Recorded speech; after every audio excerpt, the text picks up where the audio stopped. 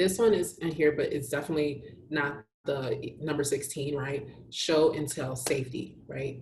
This is the most critical, right? Consumers need to know that you're prioritizing their health above revenue.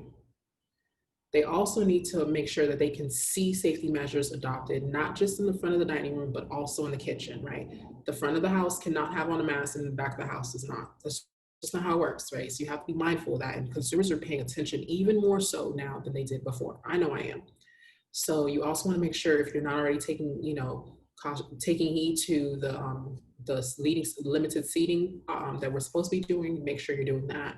You have the plexiglass up for your cashiers, right? You're protecting your staff as well as your consumers, the people that actually come frequent your restaurant. You're doing temperature checks. How do you do, hand sanitizers, just cleaning.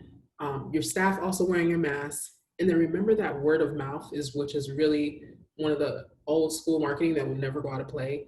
That will make or break you this season, right? If there's someone that sees something and they go tell a friend like, oh my gosh, they're not doing this, that could either make or break you. And remember, 60% of businesses have already closed.